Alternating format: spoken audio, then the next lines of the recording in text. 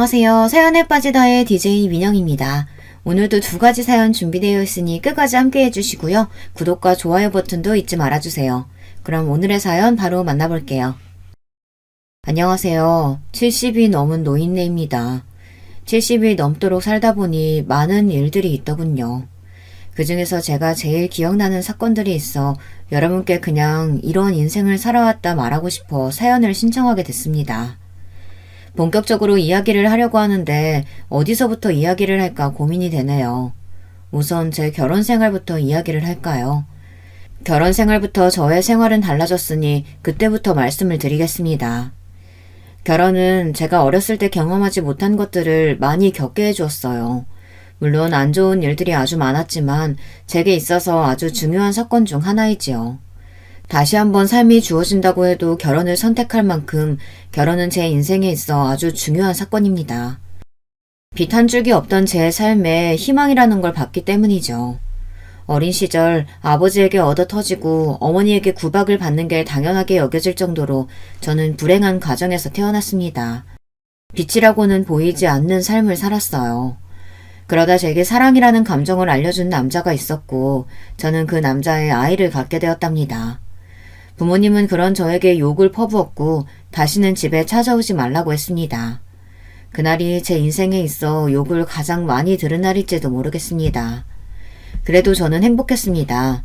이 집구석에서 벗어나 사랑하는 사람과 살 수 있는 게 얼마나 행복한 일입니까? 그 사람은 굉장히 성실했고 다정한 사람이었습니다. 앞으로의 제 인생이 행복으로 가득 차 있을 거라고 생각했어요. 아무도 축복을 하지 않았지만 저희는 아이와 함께 행복하게 지낼 수 있겠다는 확신이 있었습니다. 하지만 그 확신은 바로 깨져버리고 말았죠. 그 사람이 얼마 지나지 않아 죽고 말았기 때문입니다. 저는 그 사람이 잘 버티고 있었다고 생각했어요. 그런데 지금 생각해보면 그 당시에 저도 불안해서 그 사람이 잘 버티고 있어야만 한다고 생각을 했나 봅니다. 그 사람에게 괜찮은지 물어본 적이 없었던 것 같네요. 그 사람이 떠난 이유는 다름 아닌 사기 때문이었습니다. 다 같이 잘 살고 싶은 마음에 투자를 했는데 그 사람이 사기꾼이었고 그 사람은 어떻게든 돈을 찾으려고 노력했지만 이미 없어진 돈 어디서 찾는가 말입니까? 결국 찾지 못하고 그 사람은 유서 한 장만 남겨두고 세상을 떠났습니다. 정말 절망적이었어요. 겨우 밝혀둔 불이 꺼지고 말았죠. 그땐 저도 어렸고 딸도 어린 나이고 어떻게 해야 할지 몰랐습니다. 저는 살기 위해 발버둥을 쳤습니다. 심지어는 밤일도 해봤죠. 그러다가 이건 도저히 아닌 것 같다는 생각에 다시 친정집으로 가서 무릎을 꿇고 싹싹 빌었습니다. 한 번만 봐달라고 용서를 구했어요. 그때는 정말 누구에게 말할 수 없을 정도로 서러웠습니다. 하지만 후회는 하지 않았어요. 딸이 있었기 때문에 어떻게든 살아보겠다고 발버둥을 쳤습니다. 사랑하는 사람을 잃은 건 정말 큰 슬픔이지만 딸과 함께 죽을 수는 없었습니다. 혼자였다면 저도 그 사람을 따라갔을 거예요. 그만큼 절망적이었거든요. 하지만 제겐 딸이 있으니 그럴 수 없었죠. 제가 빛 한 줄기 없던 삶에 희망이라는 걸 봤다고 했었잖아요. 그 희망이 바로 딸이었습니다. 딸은 제게 그 누구보다도 더 소중한 존재가 되었기 때문입니다. 딸이 있어서 제 삶이 시작되었고 딸이 있어서 돈을 벌게 되었으니까요. 다행히 한동안 친정집에서 지낼 수 있었습니다. 이상하게도 부모님은 더는 제게 면박을 주지 않으시더라고요. 심지어 딸도 예뻐해줬습니다. 당연한 일이지만 제게는 당연하지 않았어요. 늘 욕이나 하던 사람이 갑자기 잘해준다고 생각해보세요. 이 사람이 뭘 잘못 먹었나 무슨 일을 벌였나 생각이 들지 않겠습니까? 그래서 저는 의심을 할 수밖에 없었습니다. 그런데 역시 부모님이 저와 딸에게 잘해주는 이유가 다 있었습니다. 저를 다른 곳에 팔았기 때문에 제게 잘해준 것이었습니다. 그렇게 저는 두 번째 결혼 생활을 하게 되었죠. 처음에 저는 애딸린 아줌마와 누가 결혼을 하나 했는데 몸이 불편하고 나이가 꽉 찬 남자였습니다. 계속 어린 여자만 고집해 결혼 때를 놓쳤다고 했어요. 하지만 어느 여자가 나이 많은 그것도 몸이 불편한 남자를 만나겠습니까? 여러분이라면 만나겠어요? 그래서 시댁 부모님은 하자 있는 젊은 여자를 찾던 중 저를 찾았고 아이 하나 정도면 자기들이 얼마든 받아들일 수 있다고 해서 팔려가게 되었던 것이었습니다. 제게는 어떤 선택지도 없었어요. 처음에 그래도 좋은 사람일지도 모른다는 기대를 했습니다. 하지만 그런 기대조차 시간 낭비였어요. 솔직히 말하면 저는 이 집에 아들을 낳으러 온 가정부나 마찬가지였습니다. 저는 가서 홀대란 홀대는 다 받았어요. 그리고 남편이란 작자는 어찌나 성격이 고약하던지 몸이 불편하다고 약자라는 말, 저는 그 말을 가장 싫어합니다. 몸이 불편하다고 해서 정신마저 불편한 건 아니지 않습니까? 남편은 툭하면 자기를 이상하게 본다며 저를 때렸습니다. 제가 피하면 물건을 마구 던졌습니다. 그런데 여러분, 제가 한 가지 질문을 해볼게요. 물건을 던지거나 누군가를 때렸다면 그건 누구의 잘못일까요? 질문이 너무 쉬운가요? 누군가가 먼저 위협을 강하지 않는 이상 때린 사람이나 던진 사람이 잘못한 거 아닌가요? 그런데 저는 오히려 그런 남편을 제지를 못한다고 시부모님께 혼이 났습니다. 시부모님은 자기 남편 간수도 못한다고 혼을 냈습니다. 아들이 태어나기 전까지는 금이야 오기야 아주 귀하게 대했는데 아들을 낳고 나서는 제가 어떻게 돼도 상관없다는 사람처럼 저를 대했습니다. 그렇게 저의 결혼 생활은 식모살이나 다름없던 불행한 생활이었어요. 그래도 아이들은 잘 자라주었어요. 시댁 부모님이 부유한 편이라 부족함 없이 자랐습니다. 물론 아들만요. 아들은 정말 부족함 없이 잘 자랐습니다. 하지만 딸은 달랐어요. 딸에게 지원을 안 해준 건 아니었습니다. 하지만 은근히 아들만 챙겼고 딸도 어느 정도 눈치를 채서 어리광을 부리지는 않았습니다. 그렇다고 제게 왜 자기만 차별하냐고 하지도 않았어요.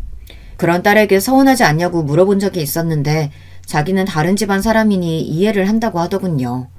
그런 말을 들으니 어찌나 마음이 아프던지. 하지만 제가 해줄 수 있는 건 아무것도 없었습니다. 그저 딸을 더 소중히 대하고 사랑하는 것밖에 없었죠. 저는 결혼하고 몇 년 뒤 일을 하게 되었습니다.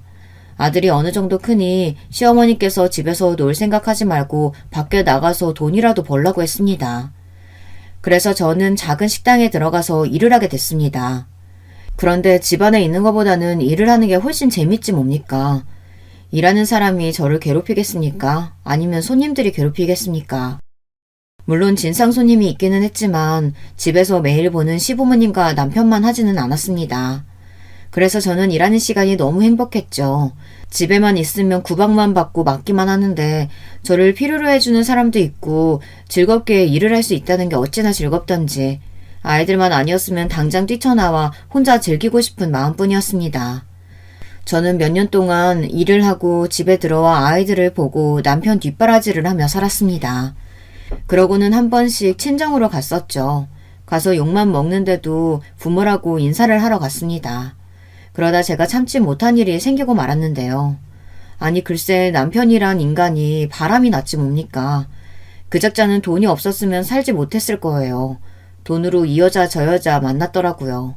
그 모습을 보고 저는 정말 아들을 낳기 위한 존재였다는 걸 깨달았습니다. 그 모습을 보고도 시부모님은 아무 말 하지 않으셨기 때문이에요. 저는 더는 참을 수가 없어 남편에게 따졌습니다. 정말 너무한 거 아니에요? 이 집에서 집안일도 하고 일도 하고 당신이 하는 게 뭔데요? 바람 피우는 거? 지금 그게 당신이 할 짓이에요? 왜? 너도 내가 몸 불편하다고 무시하는 거냐? 내 몽뚱이가 이렇다고 아무랑 못 만날 것 같아? 아니, 지금 그게 문제예요? 당신이 바람을 피우고 있다는 게 문제잖아요. 이게 보자 하니까 어디서 여자가 하늘 같은 서방한테 소리를 쳐? 이게 정신이 나갔나? 저 이렇게는 못 살아요. 제발 좀 정신 좀 차리세요. 니까짓게 못 살면 야 너는 나 아니었으면 네 딸이랑 그냥 거지꼴로 살았을 거. 내가 데려와서 아들도 낳게 하고 잘 사는 집 며느리도 하겠구만. 말하는 거 보면 하여튼 이래서 없는 것들 데려오면 안 되는 건데. 에휴. 저는 남편의 이야기를 듣고 충격을 받을 수밖에 없었습니다. 남편의 당당한 태도에 대해서는 충격을 받지 않았어요. 그럴 만한 인간이라고 생각했기 때문이죠. 하지만 딸은 완전 남처럼 생각하더군요. 아무리 피가 섞이지는 않았어도 그래도 제 자식인데 그런 식으로 이야기하는 건 너무하지 않나요? 저는 그 이야기를 듣고 남편의 뺨을 때렸습니다. 그리고 저는 남편의 지팡이에 머리를 맞았고 순간 눈앞이 캄캄해지며 쓰러지고 말았습니다. 그리고는 딸의 소리와 함께 정신을 차려 일어날 수 있었어요. 그런데 정신을 차리자마자 저는 시어머니에게 맞고 말았습니다. 이년아, 네가 뭔데 우리 아들을 때려? 하지 마세요. 우리 엄마 때리지 마. 그 애미의 그 딸이라더니 아주 성격이 고약한 건 닮았구만. 그러는 할머니는요. 성격이 얼마나 거지 같으면 아저씨 성격이랑 똑같아요. 그리고 우리 엄마가 어때서요? 딸은 저를 대신해 필사적으로 시어머니에게 대들었습니다. 저는 그만하라고 할 힘도 없었습니다. 이게 어리다고 봐줬더니 뚫린 게 입이라고 아주 나불나불거리고 있어. 아이고, 이런 걸 우리 장손이 누나라고 부른다니. 아이고, 두야. 어머니, 저희 딸 예뻐해달라고 하지 않을게요. 그런데 딸에게 뭐라고 하지는 말아주세요. 힘이 없었지만 딸에게 뭐라고 하는 건 참을 수 없었습니다. 지 딸이라고 챙기는 것 좀 봐라. 시어머니는 저와 딸을 훑어보며 혀만 계속 찼습니다. 얘, 너 설마 우리 아들이 다른 사람 만난다고 때린 거니? 너 그런 거야? 저는 아무 말도 못했습니다. 아니, 당연한 말을 왜 해야 하는지도 몰랐죠. 너는 말도 못해, 이년아? 안사람이 얼마나 못했으면 다른 여자를 만났겠어? 나는 말이다, 안사람 도리는 다 했어. 그래서 우리 집 양반이 어디 바깥으로 나들지도 않고 집에만 있잖니? 너는 네 잘못도 모르고 지금 우리 집안 귀한 아들 때린 거니? 참 어이가 없어서. 그럴 거면 나가! 이 집에서 나가라고! 쟤랑 같이 손잡고 나가면 되겠네. 그리고 사돈 내는 가봤자 너 반기지도 않으실 게다. 이미 한번 나갈 딸이라고 처음부터 막 굴려도 된다고 하는 부모가 도대체 어디 있니? 아휴, 결혼만 잘 됐으면 내가 이런 집안 받지도 않는 건데. 시어머니의 말이 놀랍지는 않았습니다. 부모님이 그런 소리를 했다는 것도, 남편이 바람을 피운 게 제 탓이라는 것도 시어머니가 늘 하시던 말이라 아무렇지도 않았어요. 그래서 저는 집을 나가기로 결심했습니다. 이런 집이면 나가는 게 저에게도 도움이 되겠죠. 하지만 제가 나갈 수 없는 한 가지가 있었습니다. 이 집에서 가장 중요한 게 뭐가 있겠습니까? 아니, 제 인생에 있어서요. 딸과 아들, 제 자식들입니다. 시부모님과 남편에게 딸이 중요할까요? 없어도 그만인 사람들이 뭐가 아쉬워서 딸을 중요하게 생각하겠습니까? 하지만 아들은 다르죠. 제가 나간다고 하니 그럼 딸과 함께 나가라고 하더군요. 그래서 제가 4배 아파 낳은 자식은 아들도 있으니 아들과 함께 나가겠다고 했습니다. 제 배 아파 낳았으니 아들도 같이 데리고 나갈 거예요. 엄마 없이 어떻게 애를 키워요? 따라가면 당장 애 밥은, 애가 하고 싶어 하는 건, 애 환경은 우리 손자가 그렇게 사는 꼴을 못 본다. 그리고 우리가 얼마나 손자한테 잘해줬는데 그럼 우리 자식이지? 솔직히 너도 우리 아들 아니었으면 아들 보지도 못했을 거 아니냐? 애는 못 준다. 나갈 거면 조용히 둘이서 나가야지. 아무 잘못 없는 애를 왜 데리고 나가긴 데려가? 시어머니는 남편과 정말 똑같은 말을 하며 아이를 못 준다고 했습니다. 그냥 도망칠까 생각을 많이 했지만 저는 그럴 수 없었습니다. 차마 아들을 버리고 갈 수는 없었죠. 아무리 잘 산다고 해도 자식을 버리고 가는 사람이 그게 부모라고 할 수 있겠습니까? 결국은 상처만 받고 시댁에서 살 수밖에 없었습니다. 하지만 그날 이후 딸마저 냉대를 받았습니다. 엄마가 미안해. 엄마가 뭐가 미안해. 내가 할머니한테 대들어서 그런 건데. 난 괜찮아. 그럴수록 저는 딸을 더 아낄 수밖에 없었습니다. 그런데 이게 또 문제가 되더라고요. 아들이 왜 누나만 챙기냐고 하더라고요. 누나는 우리 가족도 아닌데 왜 챙겨? 왜 나만 미워해? 엄마는 왜 우리 가족이 아닌 사람한테 잘해주는 건데? 저는 아들의 말을 듣고 놀랐습니다. 아들 입에서 딸이 우리 가족이 아니라는 건 처음 들었기 때문입니다. 그리고 아들은 제 딸을 정말 잘 따랐기 때문에 그런 말을 할 거라고 상상도 하지 못했습니다. 하지만 이 이야기가 나왔다는 건 어디서 들었다는 거겠죠. 저는 아들에게 그런 소리를 어디서 들었냐고 물었습니다. 너 그런 말 어디서 들었어?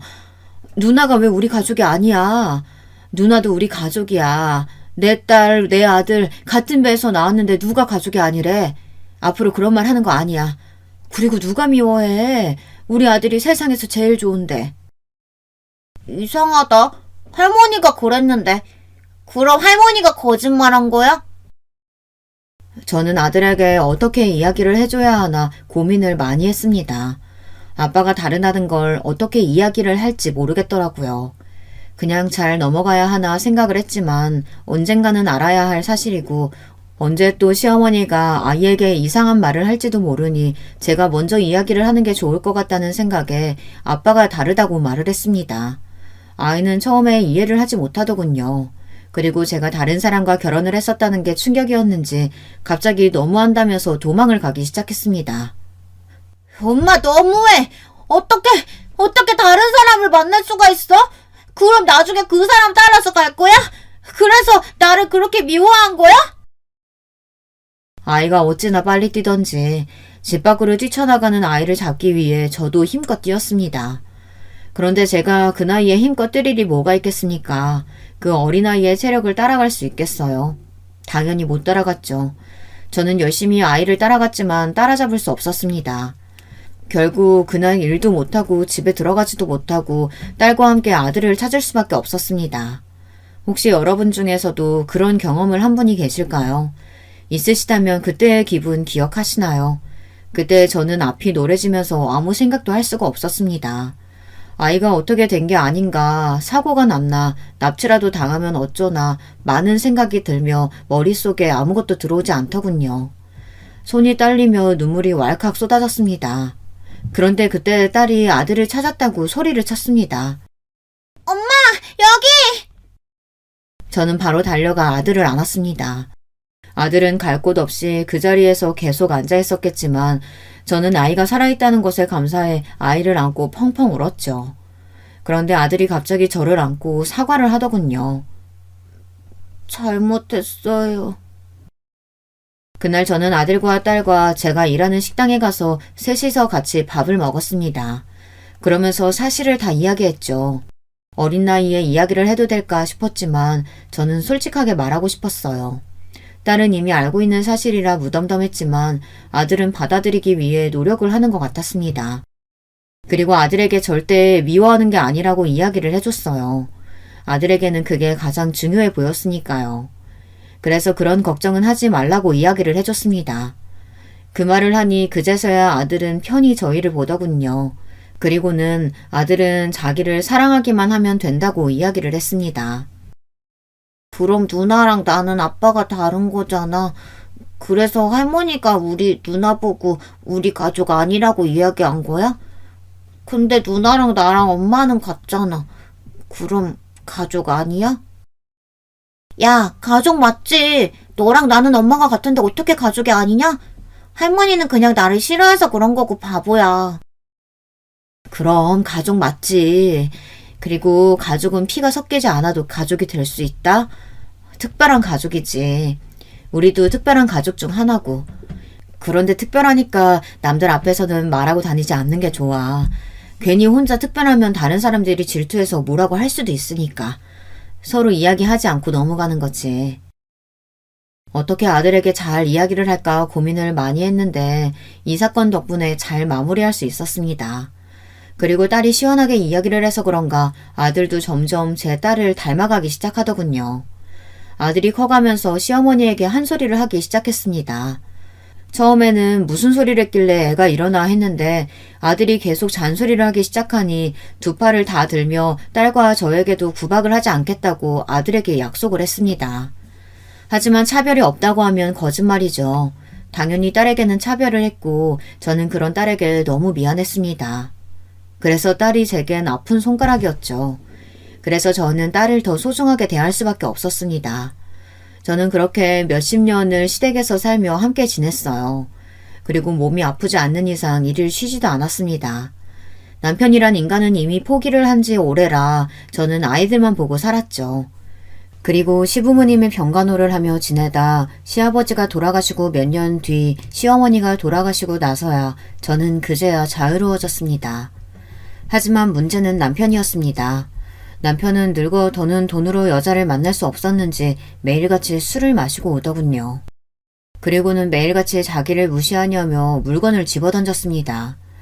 그런 모습을 본 아들과 딸은 먼저 이혼 생각은 없냐고 물어봤습니다. 왜 없겠어요. 하지만 이제 와서 이혼하자니 웃기더군요. 뭐 남편이 나이가 더 들어 병시중을 들여야 할 생각을 하면 끔찍하기는 하지만 이게 제 팔자라 생각하고 받아들이기로 해서 그런가 별로 이혼을 해야겠다는 생각이 들지는 않았습니다. 그런데 그런 걱정은 하지 않아도 됐습니다. 그렇게 좋아하는 술로 결국 죽고 말았으니 말입니다.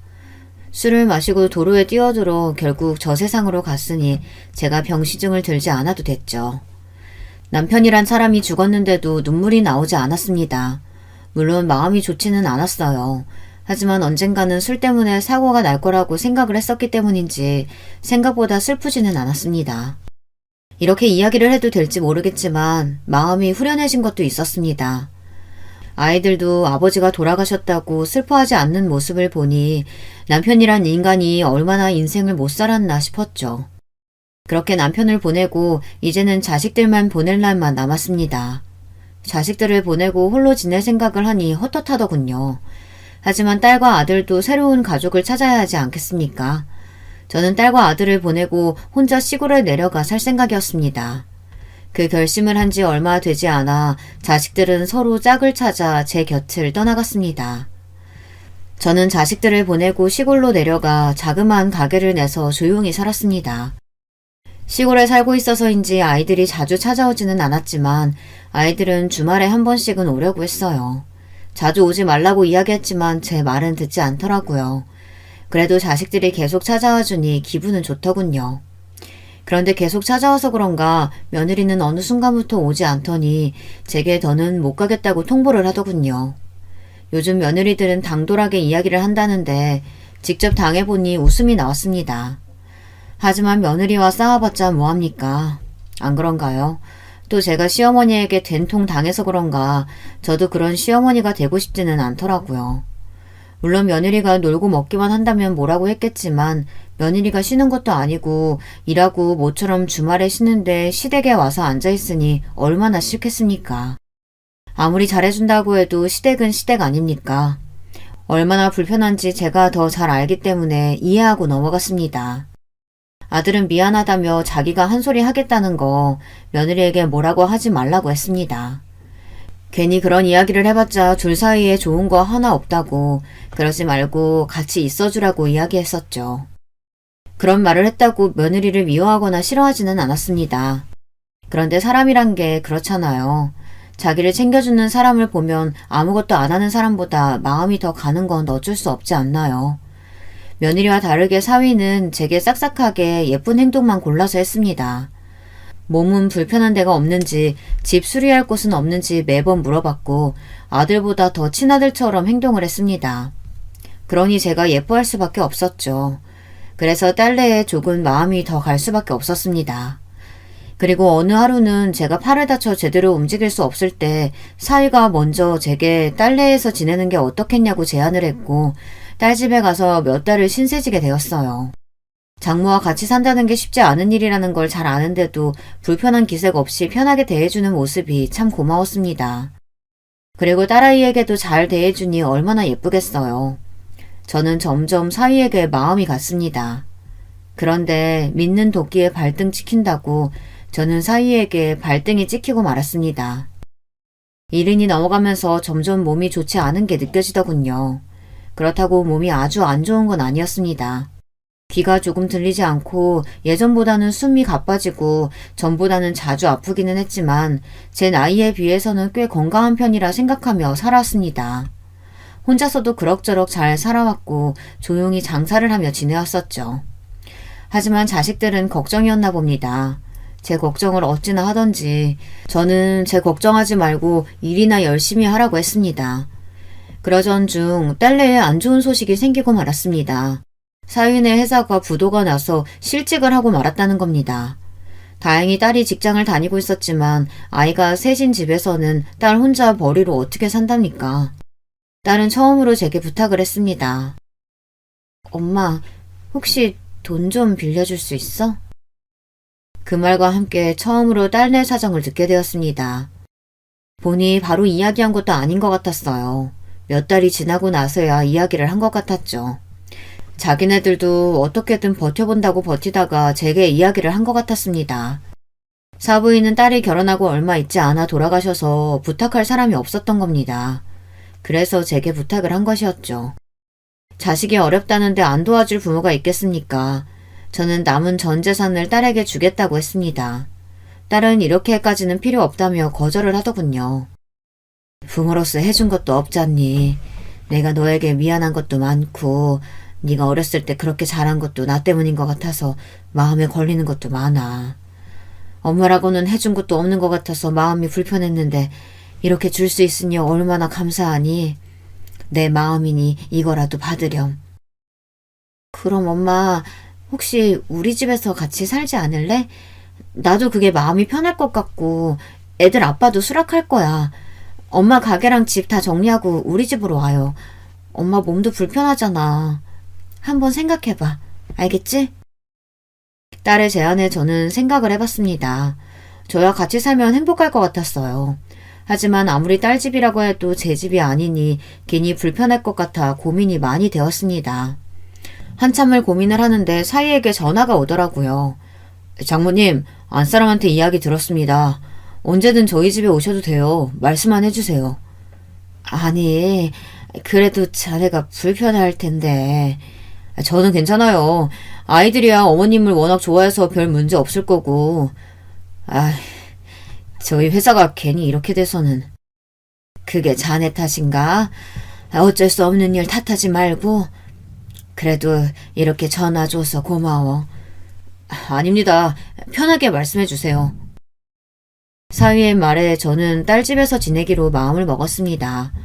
그렇게 저는 다짐을 하고 가게도 팔고 집도 팔고 전 재산을 딸에게 주었습니다.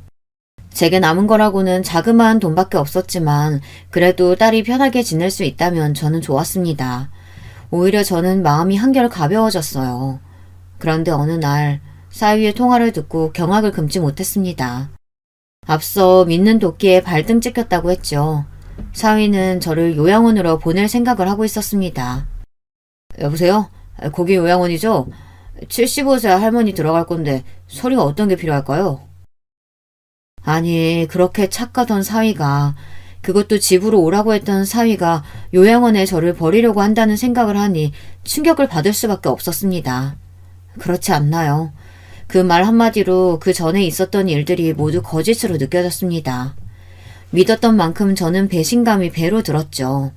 나이를 먹고 모든 일에 초연해졌다고 생각했는데 아니었습니다. 제 딸을 위해서도 있었지만 사위를 살리겠다고, 사위가 살아야 제 딸도 살 거라는 생각에 모든 전 재산을 준 것인데 돌아오는 건 결국 저를 요양원에 가둬두겠다는 거니 저는 어떻게 돌려줄까 생각을 했습니다. 이 나이 먹고 복수를 시작하게 된 것이죠. 사위는 제 돈으로 꽤 큰 가게를 차렸습니다. 매달 일을 시작하다 체면이 살지 않았는지 가게를 차렸더군요. 예전 같으면 응원을 해줬겠지만 사위의 한마디에 저는 이미 돌이킬 수 없는 상처를 받아 곱게 보이지가 않았습니다. 저는 이런저런 생각을 다 했어요. 복수를 해본 적이 없는 사람이 그것도 다 늙어서 복수를 한다는 게 쉽지 않은 일이라는 걸 알잖아요. 어떻게 저의 배신감을 표현해야 할지 머릿속이 복잡했습니다. 5만 가지 생각이 다 들었어요. 첫 번째, 딸에게 당장 달려가서 이야기를 한다. 두 번째, 가게로 찾아가 없는 소문을 만들어 장사를 망하게 한다. 세 번째, 일부러 사위를 나쁜 놈으로 만들어 딸과 헤어지게 만든다. 네 번째, 사위 뒷조사를 해서 약점을 잡아낸다. 이 밖에도 다양한 방법들이 있었습니다. 하지만 사위의 장사를 망치는 건 딸도 힘들어할 것 같으니 할 수 없는 일이라고 생각했고, 바람을 피우게 해서 나쁜 놈으로 만들어 헤어지게 만들자니 이건 딸과 손주들이 슬퍼할 것 같고, 뒷조사를 해서 약점을 잡아낸다 한들 어떻게 이용을 할 것인지 모르겠는 겁니다. 결국 저는 나머지 방법을 쓰기로 했습니다. 다행히 아이들은 학교에 가서 집에 없었고 딸도 회사에 가서 집에 없어 사위와 둘이 있는 시간은 많았습니다. 사위의 출근 시간은 조금 늦은 시간이라 같이 있는 시간이 많았죠. 이서방, 이리 좀 올 수 있나? 네, 장모님. 내가 몸이 불편해서 그런데 부축 좀 해줄 수 있을까? 갑자기 허리가 너무 아파서. 네, 당연하죠. 사위는 언제나처럼 친절하게 저를 대해줬습니다. 이서방. 네, 장모님. 아이고, 미안하네. 방에 들어가고 싶어서. 괜찮지? 아유, 그럼요. 고마워. 우리 이서방밖에 없어. 아닙니다. 또 필요한 거 있으시면 말씀해 주세요. 그래, 그래. 저는 수없이 사위를 불렀습니다. 이서방, 이서방. 네, 장모님. 미안한데 혹시 집에 시금치가 있나? 갑자기 애들이 시금치 나물이 먹고 싶다고 한 게 기억나서. 제가 한번 찾아볼게요. 그래, 그래. 고마워. 장모님, 시금치는 없는 것 같은데요? 아이고, 어쩌나. 오늘 해달라고 한 것 같은데. 내가 갔다 와야 하나? 제가 갔다 올게요. 그래? 자네가 갔다 오면 나야 고맙지. 그럼 조심히 다녀오고. 저는 그렇게 사위를 부려먹었습니다. 이서방! 네, 장모님. 사위는 조금 지쳐가는 게 보이기 시작했습니다. 시금치 간이 맞는지 좀 봐줄 수 있나? 네, 물론이죠. 일부러 소금을 팍팍 넣어서 시금치는 매우 짠 상태였습니다. 장모님, 이거 좀... 왜, 입에 안 맞아? 저는 일부러 간을 별로 하지 않는 시금치를 먹었습니다. 이상하네. 괜찮은데? 내 입맛이 이상한가? 그리고는 다시 엄청 짠 시금치를 사위 입에 넣어줬습니다. 사위는 그제야 너무 짜다고 이야기했고 다시 간이 맞는 시금치를 주니 그제야 간이 맞다고 했습니다. 이렇게 저는 사소한 걸로 사위를 괴롭혔습니다. 그런데 그거 아시죠? 사소한 게 결국 터지게 되면 걷잡을 수 없이 스트레스를 받는 거. 저는 사위가 저로 인해 힘들어지길 원했습니다. 그래서 매번 혼자 있을 때 사위에게 시켰고 매번 조금씩 사고를 쳤습니다. 그럴 때마다 사위의 표정은 점점 어두워지고 있었죠. 저는 느낄 수 있었습니다. 사위가 점점 힘들어하고 있다는 걸요. 하지만 단 한 번도 제게 짜증을 낸 적이 없었습니다. 그것도 참 대단하지 않나요? 짜증 낼 법도 한데 짜증 내지 않고 제 요구를 들어주니 대단하다고 생각을 했습니다. 하지만 그 발언이 너무 괘씸해서 참아줄 수는 없었어요. 그래서 계속 사위를 못살게 굴었습니다. 집안에서도 괴롭혔지만 밖에서도 괴롭히기 시작했답니다. 친구들과 함께 사위 식당에 가서 밥을 먹고 계산을 하지 않고 나왔죠. 당연히 사위라면 돈을 받지 않을 거라고 생각했고 아니나 다를까 장모님이 왜 계산을 하냐며 말리더군요. 그 이후로도 저는 종종 친구들을 데리고 사위 식당으로 갔습니다. 물론 계산을 하지 않고요. 시간이 지나면 지날수록 사위의 표정은 좋지 못했습니다. 그리고 중간중간 제가 이것저것 막 시키기까지 했고요. 사위는 더는 참기 힘들었나 봅니다. 결국 터질 대로 터진 모양입니다. 결국 사위가 딸에게 불만을 말하는 걸 들을 수 있었습니다. 여보, 장모님 너무 하시는 거 아니야? 그게 무슨 말이야? 아니, 요즘 따라 계속 나를 심부름꾼으로 쓰질 않나. 아니, 뭐 그건 그렇다 쳐. 그런데 계속 친구 데려와서는 우리 가게에서 밥 먹고 가잖아. 근데? 그게 문제가 돼? 아니, 장모님한테 돈 받기 애매해서 계산 안 해도 된다고 하니까 그 뒤로 계속 친구를 데려오시잖아. 그래서? 계산을 안 하는데 계속 오신다니까? 그럼 돈 달라고 해. 그리고 너는 엄마가 그렇게 도와줬는데 그거 하나 못 해줘? 아니, 그게 나도 계속 그러니까 부담스럽다고. 그럼 말해. 돈 달라고. 그럼 됐네. 딸의 시원시원한 성격 덕분에 사위는 아무 말도 할 수가 없었습니다. 사위가 조금 바보같이 착하다고 해야 할지 미련하게 쓴소리를 못한다고 해야 할지 그런 면이 조금 있어서 딸에게 잡혀 사는 게 참 다행이라고 생각했습니다. 그 덕에 사위를 괴롭혀도 별 문제가 없었기 때문입니다. 그날 이후로 저는 더 열심히 괴롭혔어요. 조금 유치할 수도 있지만 사위를 골탕 먹이기엔 이것이 제일 직방이었으니까요. 그리고 그날 이후로는 식당에 가서 돈을 내고 먹었습니다. 물론 가끔 그냥 얻어먹고 갈 때도 있었지만 대부분은 돈을 냈습니다. 그러니 아무 말도 못하더군요. 딸과의 다툼 이후부터는 조금 다른 방법으로 갔어요. 딸에게 제가 먼저 요양원 이야기를 했습니다. 어떤 자식들은 자기들 힘들다고 요양원에 보내던데 저를 보낼 생각을 하고 있다면 꿈도 꾸지 말라고 이야기를 했습니다. 그런데 사위의 표정은 참 한결같더군요. 자기는 그런 생각을 한 적도 없다는 식으로 이야기하는데 얼마나 속이 뒤틀리던지. 딸은 그런 말 말라고 절대 그럴 일 없을 거라고 이야기를 했습니다. 저는 그때 네 옆에 있는 놈이 나를 요양원으로 보내려고 한다는 걸 말하고 싶었어요. 하지만 아직 그런 때는 아니라고 생각을 했죠. 만약에 엄마 치매가 오면 그때도 안 보낼 거야? 내가 아무것도 못 가리면? 엄마, 그건 당연히 내가 해야지. 아니면 내가 엄마를 왜 모셔왔겠어. 이서방이 힘들잖아. 엄마, 이 사람이 뭐가 힘들다고. 내가 다 할 건데. 그리고 엄마가 그렇게 다 내어줬는데 그거 안에 못 해줄까봐? 이 사람 그런 사람 아닌 거 알잖아. 그렇지 여보? 딸은 사위를 정말 많이 믿는 눈치였습니다. 하지만 그러면 그럴수록 사위의 표정은 좋아지지 않았습니다. 그리고 저는 본격적으로 사위를 못살게 굴기 시작했습니다. 사위에게는 심부름을 시켰고 맞게 가져온 걸 내가 언제 이걸 시켰냐며 시치미를 떼었습니다. 사위는 정말 억울해하더군요. 하지만 저는 계속 화를 냈습니다. 그게 반복되고 나니 사위도 참지 못했나 봅니다. 몇 달이 지나고서야 제게 화를 낸 겁니다. 장모님, 정말 너무하시는 거 아닙니까? 내가 뭘? 아니 매번 장모님이 사오라는 거 사왔는데 아니라고 하시고 제가 그래서 메모하고 몇 번 확인하고 가도 그럴 일 없다면서 화를 내고 우기시고 장모님 혹시 치매 오신 거 아니세요? 치매? 자네 미쳤어? 치매라고? 왜? 치매 오면 뭐? 요양원에 보내게? 아니 무슨 그런 말을 들었잖아요. 요양원 안 보낸다고. 내가 자네 속셈 알아. 누굴 속이나 귀신을 속이지. 저는 사위의 말에 아무것도 대답하지 않고 계속 나를 요양원에 보내려고 하는 거 아니냐고 이야기를 했습니다. 사위는 저와 더는 말이 안 통할 것 같았는지 대화를 끝내더군요. 그날 이후 저는 치매 검사를 하러 갔습니다. 하지만 치매일 리가 없죠. 사위는 계속 답답하다며 제게 이야기를 했습니다. 그리고 화를 낸 이후로는 참지도 않더군요. 그 모습을 보고 딸이 또 뭐라고 했습니다. 당신 요즘 엄마한테 너무 막 하는 거 아니야? 나도 참을 만큼 참았어. 정말 너무 하시는 거 아니냐고. 나도 힘들어. 당신도 이제 일 그만두고 어머님 봐봐. 얼마나 힘드나. 매일 시키면서 그거 아니라고 하고 화내고. 아니 가끔은 물건까지 던진다니까? 내가? 내가 물건을 언제 던졌어?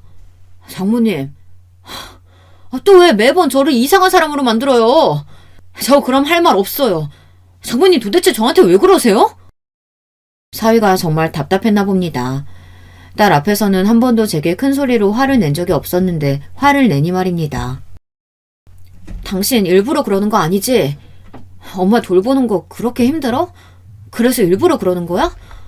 치매 검사도 받을 때 아무 이상 없었잖아. 당신 요즘 많이 피곤한 건 아니지? 제가 시치미를 떼자 오히려 딸은 사위 걱정을 했습니다.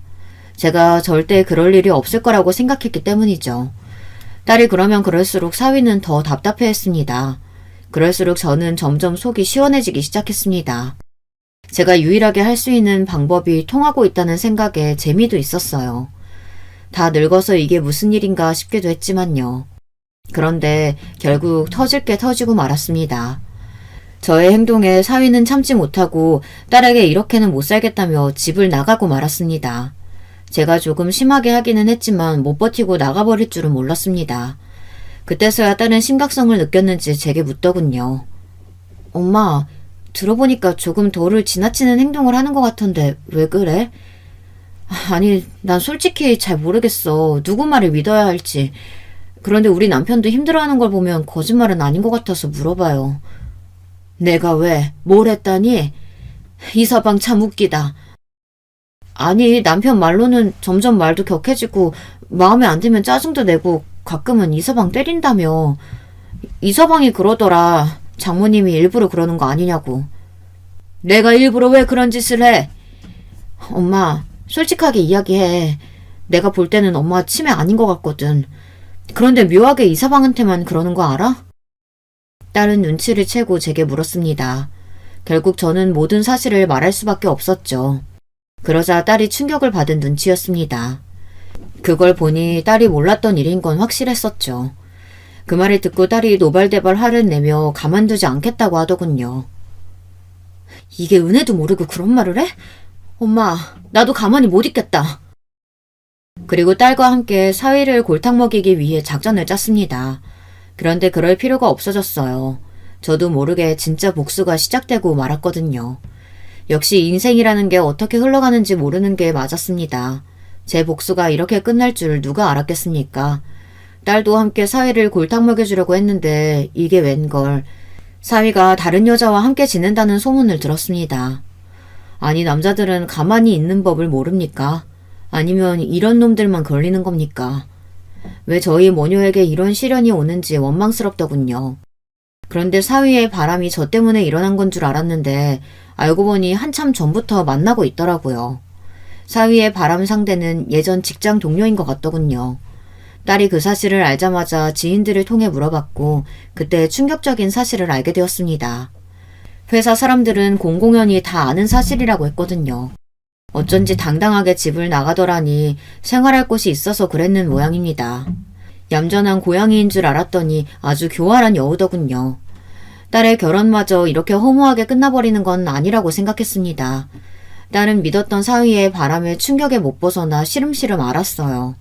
그래서 저는 아들에게 돈을 빌려달라고 부탁했습니다. 아들은 그냥 쓰라고 거액의 돈을 제게 주더군요. 자식한테 이렇게 돈을 받는다는 게 미안했지만 딸을 위해서 사양하지 않고 받았습니다. 아들도 제 누나의 사정을 알고 있어서 그런지 돈을 더 많이 챙겨준 것 같더라고요.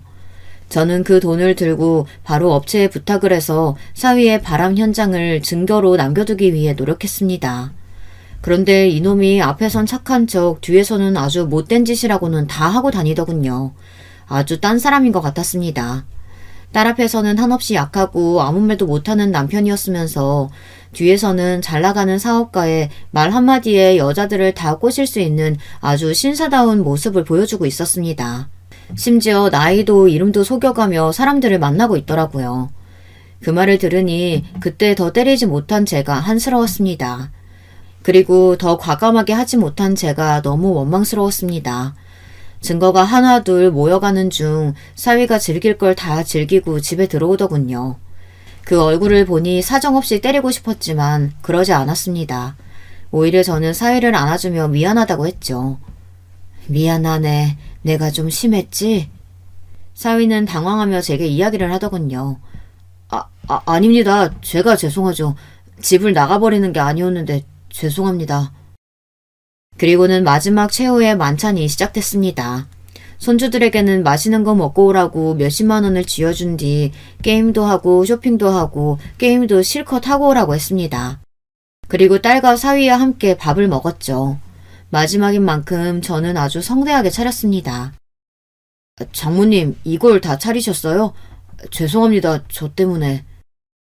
그 말에 저는 사위가 잘못된 길을 걸었다고 생각을 했습니다. 얼굴도 되지 연기도 되지 탑배우 못지않은 실력을 가지고 있는데 왜 그 길로 가지 않았나 의문이 들더군요. 사위는 밥을 아주 맛있게 먹었습니다. 사위가 국을 먹으려고 고개를 숙일 때 이때다 싶어 있는 힘껏 뒤통수를 때렸습니다. 장모님 왜 그러세요? 왜 그러세요? 이 자식이 몰라서 물어? 아니 갑자기 때리는 사람이 알지 맞는 사람이 어떻게 알아요? 그리고 딸이 사위의 뺨을 때렸습니다. 당신 미쳤어? 그리고 사위가 딸을 치려는 거 앞에 있는 시금치 한 주먹을 잡아 던졌습니다. 아니 둘 다 지금 뭐 하는 거야? 장모님 이제 그냥 막 나가겠다는 거예요? 그리고 당신은 뭔데 날 때려? 뭔데 때리냐고? 이 미친놈아 너는 뭔데 바람을 피우고도 그렇게 당당한 거니? 왜? 나는 모를 줄 알았어? 엄마 아니었으면 내가 평생 몰랐겠다. 그치? 네가 집 나가고 나서 주변 사람들한테 어디서 뭐 하는지 물어봤어. 근데 당신 인생 잘못 살았더라. 그거 알아? 당신 친구들, 회사 동료들이 다 이야기해주던데? 그러게 철저하게 착하게 지냈어야지. 사람들도 당신 행동에 학을 뗐더라고. 내가 언제 바람을 피웠다고 그래? 에휴, 이 썩을 놈아. 증거 여기 있다. 그러고는 분이 안 풀려서 사위를 한 대 더 때렸습니다. 사위는 모든 증거를 보자마자 얼어붙어서는 바로 잘못했다고 꼬리를 내렸습니다. 당신, 그리고 엄마 요양원에 보내려고 했다면서? 왜? 받을 돈 다 받았으니 이제 노인네 필요 없어져서 버리려고 했어? 사위는 순간 놀라며 저를 쳐다봤습니다. 아무 말도 못하고 그저 잘못했다고 빌고 있었죠. 하지만 용서가 됩니까? 저희는 끝까지 용서를 하지 못했습니다. 바로 쫓아냈어요. 사위는 빈털터리로 쫓겨나고 말았죠. 불쌍하지도 않았습니다. 계속 한 번만 봐달라고 하는데 얼마나 꼴사납던지.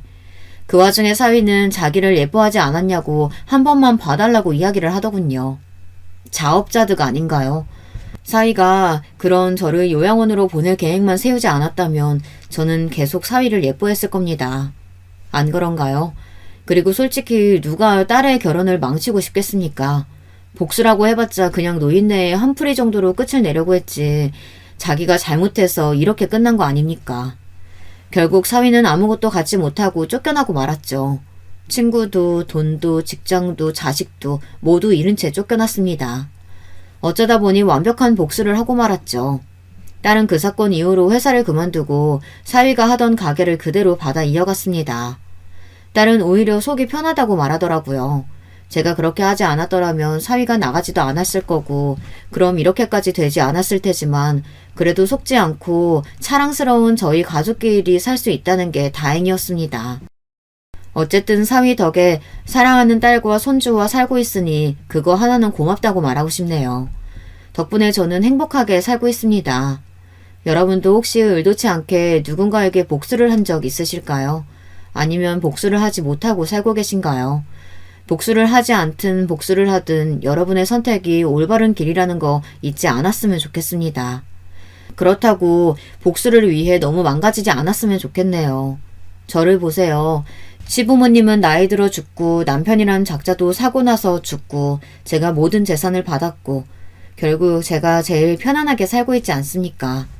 그리고 사위도 보세요. 제가 불을 켜고 아등바등 복수를 하려고 했다면 사위는 일찍 알아차리고 이렇게까지 나락으로 떨어지지 않았을 겁니다. 분명 잘못 살고 있는 사람들은 결국 벌을 받게 되어 있는 것 같습니다.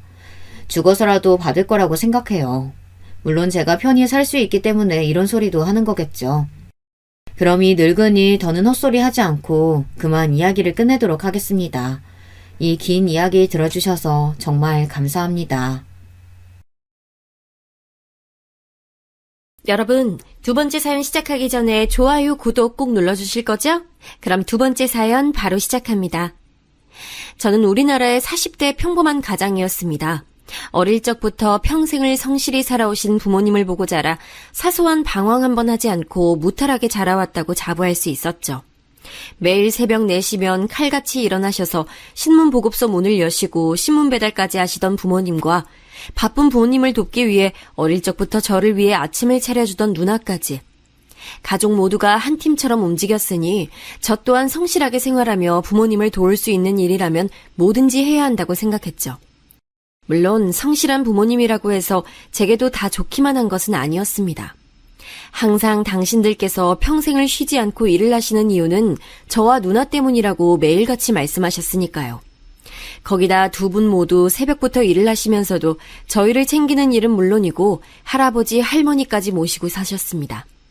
제가 고등학교 다닐 무렵 할아버지의 건강이 갑자기 안 좋아지셔서 아버지께서 할아버지를 돌봐야 할 일이 많아지기 시작했습니다. 그래서 아버지께서 하시던 신문 배달을 제가 하겠다고 자진했죠. 학생이 공부를 해야지. 일찌감치 돈 버는 일 하기 시작하면 아버지처럼 평생 일만 하게 돼. 아침에 일찍 일어나고 배달하고 오는 게 오히려 정신이 더 맑아져서 공부하기 더 좋아요. 저는 진심으로 그렇게 생각했습니다. 오히려 새벽에 일어나 찬바람을 쐬고 들어오면 정신이 번쩍 들어 등교하기 전까지 공부하기가 오히려 좋았습니다. 야, 다른 보급소는 신문 구독하면 라디오도 주고 선풍기도 준다던데 니네 아버지네는 왜 아무것도 안 줘? 어? 우리 아버지가 몇 년째 구독해서 보시는데 니네 아버지네는 너무 얄짤없다고 다음번에 다른 보급소로 바꾸신대. 꼭 별로 친하지도 않은 녀석들이 가끔 아버지의 보급소에 대해 괜한 시비를 걸어올 때도 있었는데 다음번엔 사은품 넣어줄 테니까 부모님께 꼭 연장하시라고 해. 알았지? 라며 저는 오히려 너스레를 떨었습니다. 그런 제 자신감 있는 모습을 아이들은 오히려 더 좋아했어요. 그래서 저는 고등학교 3년 내내 반장을 도맡아 했고 전교회장 후보까지 오르기도 했습니다. 마지막까지 접전을 펼치다 몇 표 차이로 아깝게 부회장이 되긴 했지만 그 정도만으로도 저는 스스로 대단하다고 생각했고 부모님과 할아버지, 할머니께서도 자랑스러워 하셨어요. 저는 성적도 나쁘지 않아 수능을 보고 난 뒤 담임 선생님께서는 저를 불러 서울에 있는 대학을 추천하셨습니다. 수능 점수도 모의고사 때보다 잘 나왔고 학년 내내 반장에다가 전교 부회장까지 했으니 충분할 거야. 내가 따로 추천서 써줄게. 저는 서울까지 갈 생각은 없어서요. 저도 욕심이 아예 없는 것은 아니었지만 고향을 떠나고 싶진 않았습니다. 부모님과 조부모님 그리고 누나가 있는 이곳에 저도 함께 있고 싶었죠. 사내가 됐으면 더 큰 물에 나가 큰 인물이 될 생각을 해야지. 이 좁은 곳에 고여만 있으려고 하면 안 돼. 아버지는 지금까지 한 번도 본 적 없었던 얼굴로 남자가 그런 배포로 뭘 할 수 있겠냐 화를 내셨습니다. 저는 많이 놀라고 당황했지만 단 한 번도 부모님의 뜻을 거스른 적 없었고 앞으로도 그래야 한다고 생각했으니 부모님과 선생님 말대로 서울에 있는 대학에 원서라도 내보자 싶었죠. 떨어지면 떨어지는 대로 이곳을 떠나지 않아도 되니 저는 오히려 좋을 것 같았죠. 그런데 제 의지와는 다르게 떡하니 서울에 있는 4년제 대학에 붙어버리고 말았습니다. 저는 아직 부모님 그늘을 벗어나 단 한 번도 가본 적 없는 서울에서 지낼 자신이 없었습니다. 그래도 배포가 넓어야만 하는 게 남자였으니 결코 겉으로는 겁이 난다는 사실을 드러낼 수 없었습니다. 저는 입학을 몇 주 앞두고 아버지와 서울에 올라와 집을 구하러 돌아다녔습니다. 남자가 월세는 무슨 월세? 남한테 돈까지 주면서 살아버릇하면 절대 돈 못 모아. 무조건 돈 생기는 족족 모아서 서울에 집부터 사야지. 알았냐? 예, 아버지. 그리고 다른 건 신경 쓰지 말고 공부해서 무조건 좋은 회사에 들어갈 궁리부터 해. 괜히 돈 걱정한다고 아르바이트 같은 거 할 생각 말고. 돈 걱정, 집안 걱정은 절대 하지 말라고 하시며 당신들도 절대 내 자식 기죽게 안 할 테니 공부만 열심히 해서 하루라도 빨리 좋은 회사에 취직부터 하라며 몇 번씩 당부를 하셨습니다. 그렇게 저는 처음으로 혼자 지낼 수 있는 공간이 생겼어요. 작은 방 하나에 주방, 작은 욕실이 달린 빌라였지만 그래도 지은 지 얼마 되지 않은 새 집이라 마음에 들었습니다. 본가에 있을 때는 없었던 침대도 사고 깨끗한 새 책상도 샀습니다. 그리고 평소 갖고 싶었던 최신 컴퓨터도 샀죠. 당시 할아버지가 지병으로 돌아가셨는데 돌아가시기 전까지 계속 병원에 계셨으니 부모님께서 병원비로 은행에 빚까지 지셨다는 이야기를 누나에게 들어 알고 있었습니다. 부모님의 노고를 누구보다 잘 알고 있었던 저는 즐거운 대학생활보다는 목표를 위해서만 달리며 영장이 나오자마자 바로 입대를 냈고 제대를 하자마자 곧바로 복학했습니다. 제게는 시간이 부족했으니까요. 제가 좋아하는 관심사나 하고 싶은 것, 연애 이런 것에 신경 쓰며 여유를 부릴 시간은 단 하루도 없었죠. 하루라도 빨리 졸업을 해야 했으니까요. 방학 때마다 본가에 내려가면 누나가 임용고시에 또 떨어졌다며 항상 집안 분위기는 좋지 않았습니다. 누나는 몇 푼 되지 않는 월급을 받으며 작은 학원에서 일을 하고 있었으니 저라도 빨리 취직을 해야 한다고 생각했죠. 저는 졸업을 한 학기 남겨두고 지원할 수 있는 기업이란 기업엔 다 지원을 했습니다. 매일매일이 면접 준비와 면접의 연속이었죠. 서울에 올라와 보았던 삐까뻔쩍한 건물들을 볼 때마다 저는 서울에서 대학만 나오면 제가 원하는 회사에 척척 입사할 수 있을 거라 생각했습니다. 그런데 그 벽이 이렇게 높고 넘기 어려울 거라고는 생각지도 못했어요. 합격 발표난 것은 아직도 없어? 어머니는 넌지시 물으셨습니다. 아무래도 아버지께서 매일같이 제게 전화해보라 성하실 게 뻔했으니까요. 네, 아직. 아이고, 우리 아들 마음고생 많겠네. 아버지는 학교 졸업하면 서울에 뭐하러 더 있냐고 성하신데 큰일이다. 그랬죠. 본가가 서울도 아닌데 더 이상 대학생도 아니고 그렇다고 직장인도 아닌데 전셋집을 깔고 이곳에 있어봐야 부모님께는 득이 될 게 없었습니다. 네, 몇 군데 더 남았으니까 더 노력해 볼게요. 할 말은 그것뿐이었습니다. 다른 말을 할 말도 없었죠. 이제는 회사 이름이며 뭘 하는 회사인지는 중요하지 않았습니다. 아버지가 이름만 아는 곳이라면 어디든 붙어야 한다 생각했죠. 역시 사람은 벼랑 끝까지 서봐야 간절함이 배가 되는 것일까요? 그 간절함이 통했는지 드디어 처음으로 최종 합격 문자를 받았습니다. 제가 원하던 회사는 아니었지만 그래도 아버지께서 들으면 잘 아실 만한 회사였어요. 저는 뛸 듯이 기뻤습니다. 그렇게 아버지가 큰맘 먹고 사주신 양복을 입고 저는 출근했습니다. 그토록 원했던 회사였지만 역시나 쉽지만은 않았습니다. 대학을 다닐 때와는 하늘과 땅 차이였죠. 지금까지 공부해온 것들은 아무짝에도 쓸모가 없었습니다. 하루 종일 상사들의 뒤치다꺼리를 하느라 식사를 거르는 일도 많았고 이런저런 핑계를 댈 수 있는 여자 직원들과는 달리 남자 신입 사원은 상사들과의 술자리와 접대자리에는 절대 빠질 수 없었으니까요. 그러던 어느 날이었어요. 고생했어요. 집이 어디예요? 선임이 먼저 고생했다며 제 존재에 대해 알아주고 먼저 무엇인가 물어봐준 것은 입사 이후 처음 있는 일이었습니다. 그 선임은 회사에서도 일 잘하기로 소문난 여자 상사였는데 저보다 딱 1년 먼저 들어왔다는데도 선임들 사이에서 모두가 입이 마르게 칭찬할 만큼 회사에서는 능력자로 통했죠. 외모도 훌륭한데 명문대 출신이었고 들고 다니고 입는 것마다 모두 다 명품에 고등학교도 강남 8학군에서 나왔다며 소문만 무성했었는데 직접 마주친 것은 처음이었습니다. 마침 가는 방향이 같아 능력자 선배와 저는 함께 택시를 탔죠. 나 신입 때는 술자리는 거의 없었는데 올해는 되게 자주 생기네요. 아, 그런 거예요? 저는 회사원들은 원래 다 이렇게 매일 마셔대는 줄 알았어요. 별말하지 않았는데 선임은 뭐가 그렇게 재밌는지 제 말에 빵 터져서는 자꾸 웃더라고요. 저는 제가 뭘 실수했나 싶어 물었는데 선임은 본인도 회사원이면서 회사원이라고 말하는 게 너무 웃기다며 웃음을 멈추질 않았습니다. 저는 머쓱해서 괜히 머리만 긁적거렸죠. 그러고는 어느 학교를 나왔는지 회사 생활은 어떤지 동기 중 누구와 제일 친한지 쉬지 않고 제게 질문을 하더라고요. 다른 선임이 그랬다면 왠지 불편했을 수도 있었을 것 같았는데 능력자 선배는 굉장히 자연스럽게 편하게 얘기를 이끌어주어서 뭔가 전부터 알던 친구와 얘기를 나누는 것 같았습니다. 나이도 동갑인데 둘이 있을 땐 우리 편하게 지내요. 친구처럼. 능력자 선배도 저와 같은 마음이었는지 먼저 친하게 지내자 얘기를 해주더라고요. 저야 당연히 싫지 않았죠. 회사 내에서 퀸카로 유명한 여자 선임과 사적으로 친구라니요. 제가 좀 앞서가는 것일 수도 있었지만 어쩐지 능력자 선배의 질문들에 나름 제가 잘 대답을 했나 싶어 약간 우쭐해지기도 했습니다. 그러다 결정적으로 능력자 선배와 아주 가까워진 계기가 있었습니다.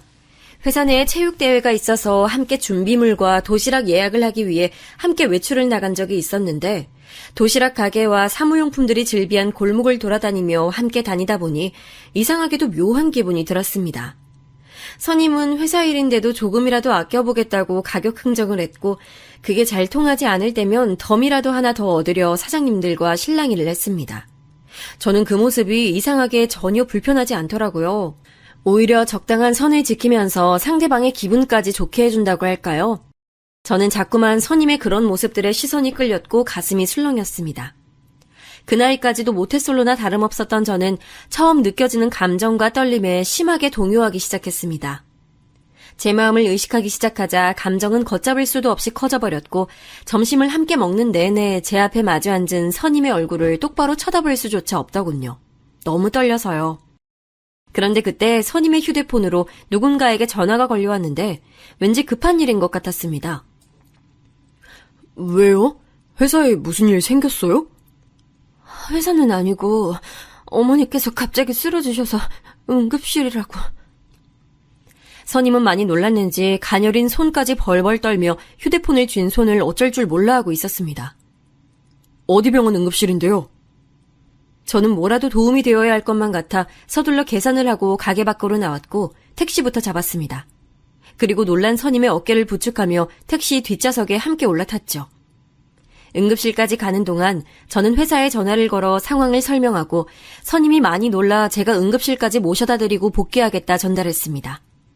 응급실에 도착해 선임의 어머님께서 계시다는 병실로 달려갔는데 다행히도 큰일은 아니었고 어머님께서 원래도 당뇨가 있어 어지럼증이 좀 있으셨는데 하루 종일 일이 바빠 식사도 못하시고 잠깐 바람을 쐬러 밖에 나왔다가 순간 쨍한 햇빛에 머리가 핑 돌며 바닥에 주저앉아 버리셨다는 것이었습니다. 선임은 그제야 좀 긴장이 풀렸는지 그 큰 눈으로 눈물을 펑펑 쏟아냈습니다. 엄마는 왜 밥을 안 먹고 이래?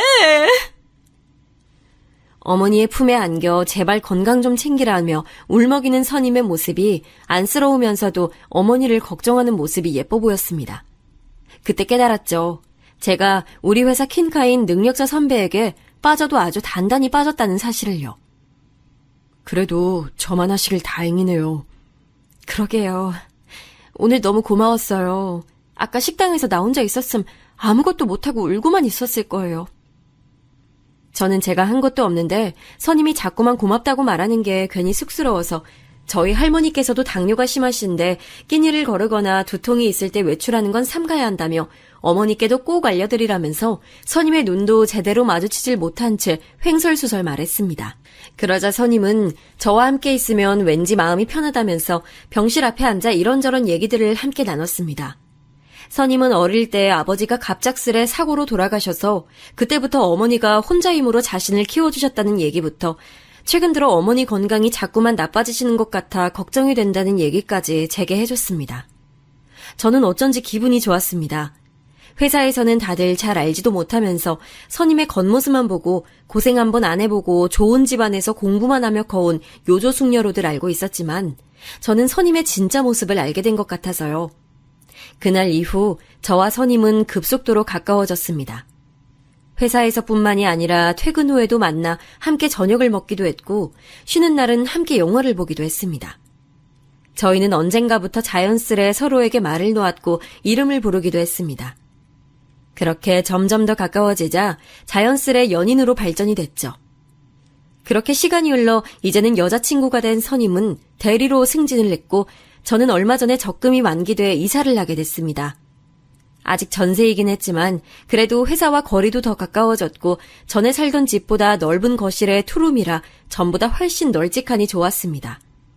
시작은 부모님의 도움이 있었지만 그래도 30이 되기 전에 조금이나마 제 힘으로 뭔가 이뤄낸 것만 같아서 집에 들어올 때마다 뿌듯했죠. 여자친구와 저는 거의 매일 집에서 데이트를 했습니다.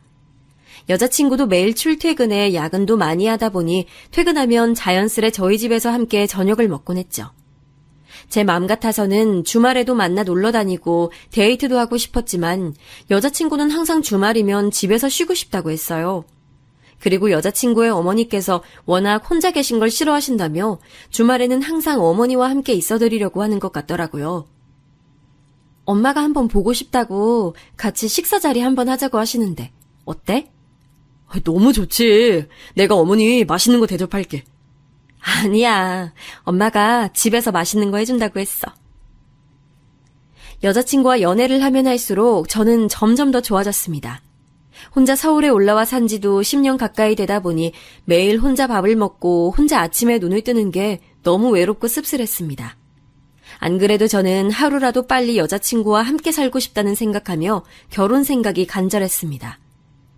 그런데 여자친구가 먼저 어머님께 인사를 가자고 말해주니 너무 좋았습니다. 그렇게 저는 정식으로 처음 그녀의 집에 가게 됐습니다. 매일 집 앞 골목에서만 헤어지다 집 안까지 들어간 것은 처음이었죠. 저는 어머님이 좋아하신다는 과일과 케이크 그리고 제가 따로 미리 주문해 놓은 꽃다발까지 양손 가득 바리바리 들고 갔습니다. 어머니께서는 너무 밝은 얼굴로 저를 맞이해 주셨어요. 어머, 반가워요. 오랜만에 솜씨 좀 내봤는데 맛있나 모르겠네. 와, 다 너무 맛있을 것 같아요. 잘 먹겠습니다. 미리 차려두셨다는 상은 이미 상다리가 휘어질 듯 진수성찬이 차려져 있었습니다. 딸은 엄마의 음식 솜씨를 닮는다는데 여자친구의 실력도 기대될 정도로 어머니의 음식은 너무 훌륭했습니다. 부모님은 지방에 계시다고? 예, 고향에서 신문 배급소 하고 계세요. 배급소를 오래 하셨다고 들은 것 같은데 아직도 하고 계신 걸 보면 아직 경제적으로 많이 힘드신가? 아, 많이 힘드신 건 아니고요. 아버님이 오랫동안 한 가지 일만 성실히 해오셔서 그런지 할 수 있으면 계속 일을 하고 싶어 하세요. 아직 누나도 결혼을 안 하기도 했고요. 성실하기만 하시면 되나? 재산을 좀 불리셔야지. 조모님도 모시고 산다고 들은 것 같은데 그럼 집이 좀 커야겠네. 가족들 모두 지금 하고 계신 배급소 건물에 살고 계세요. 어머? 배급소 건물이 아버님 거구나? 아, 예. 처음엔 꼬치꼬치 모르시는 게 귀한 딸내미 혹시나 괜한 남자 만나 고생할까 싶은 마음에 그러실 수 있겠다 싶으면서도 한편으로는 뭐 이런 것까지 모르실까 싶은 것도 있었습니다. 할머님의 연세나 그전에는 무슨 일을 하셨는지까지 어머니의 끝도 없이 이어진 질문 세례에 이것저것 정신없이 대답을 하다 보니 어느새 어머님과 여자친구는 과일과 커피를 준비하고 계셨습니다. 저는 기다리며 집을 둘러봤습니다. 여자친구의 집은 제가 서울에 처음 올라와 살던 전셋집과 비슷한 평수의 집이었어요. 방 하나에 작은 창고방 하나, 거실이라고 말하기에는 너무 주방과 가까운 그런 집이요. 일찍부터 혼자 되셨으니 평생을 혼자 일하시며 딸을 키우기가 쉽지 않으셨겠다는 생각에 여자친구가 저희 집에 올 때마다 했던 말이 떠오르더라고요. 나는 한 번도 제대로 된 내 방을 가져본 적이 없어. 제대로 된 내 방? 왜 있잖아. 침대, 책상, 화장대, 오롯이 내 물건만 있는 내 방. 어릴 때부터 사정이 좋지 않아 어머니와 단둘이 이 집 저 집을 이사 다니다 보니 항상 작은 집에서 어머니와 같은 방을 썼다는 얘기를 여자친구에게 종종 들어 알고는 있었지만 실제로 제 눈으로 직접 그 모습을 보고 나니 조금 속상한 마음이 들었죠. 그리고 꼭 돈을 열심히 모아 결혼을 하게 되면 제 아내가 된 여자친구를 위해 그녀가 좋아하는 것들로만 꾸민 방을 선물로 주고 싶다고 다짐했습니다. 제가 지금까지 살아오며 했던 많은 다짐들은 항상 이뤄지곤 했으니 이 또한 꼭 이룰 수 있을 거라고 생각했죠.